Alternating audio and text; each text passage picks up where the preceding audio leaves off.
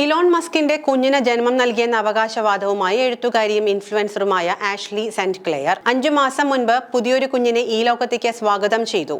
Elon Musk ആണ് പിതാവ്. ഞങ്ങളുടെ കുഞ്ഞിന്റെ സ്വകാര്യതയും സുരക്ഷയും കണക്കിലെടുത്താണ് ഇക്കാര്യം വെളിപ്പെടുത്താതിരുന്നത്. എന്നാൽ ഇത് പരിഗണിക്കാതെ മാധ്യമങ്ങൾ ഇക്കാര്യം പുറത്തുവിടാൻ ഉദ്ദേശിക്കുന്നുവെന്ന് മനസ്സിലാക്കിയതോടെയാണ് ഈ കുറിപ്പെന്നാണ് അവർ എക്സിൽ കുറിച്ചിരിക്കുന്നത്. ഞങ്ങളുടെ കുഞ്ഞിനെ സാധാരണവും സുരക്ഷിതവുമായ അന്തരീക്ഷത്തിൽ വളരാൻ അനുവദിക്കാനാണ് ഞാൻ ഉദ്ദേശിക്കുന്നത്. മാധ്യമങ്ങൾ കുഞ്ഞിന്റെ സ്വകാര്യതയെ മാനിക്കണമെന്നും ആവശ്യപ്പെടുന്നു. ആഷ്ലി സെന്റ് എക്സിൽ ഇങ്ങനെ കുറിച്ചിട്ടുണ്ട്. ആഷ്ലി സെന്റ് ക്ലെയർ അറിയപ്പെടുന്ന ഒരു യാഥാസ്ഥിതിക കമന്റേറ്ററും ഇൻഫ്ലുവൻസറുമാണ്.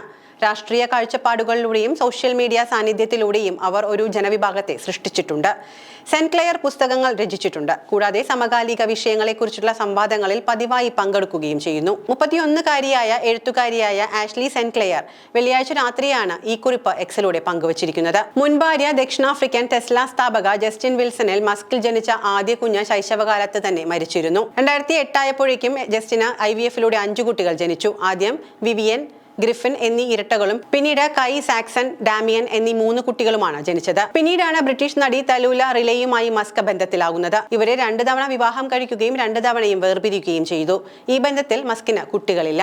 2020-നും 2022-നും ഇടയിൽ പോപ്പ് ഗായിക ഗ്രിംസിൽ 3 കുട്ടികളാണ് മസ്കിന് ജനിച്ചത്. എക്സാഡാർക്ക്, സെഡറേൽ, ടെക്നോ മെക്കാനിക്സ് എന്നിങ്ങനെയാണ് ഈ കുട്ടികളുടെ പേരുകൾ.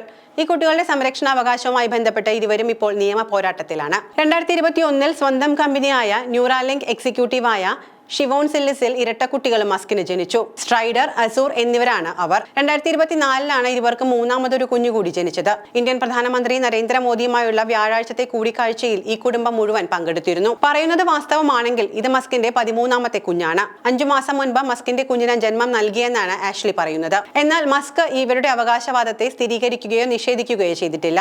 സ്ഥിരീകരിച്ചാൽ 4 വ്യത്യസ്ത സ്ത്രീകളിൽ മസ്കിന്റെ 13-മത്തെ കുഞ്ഞായിരിക്കും ഇത്.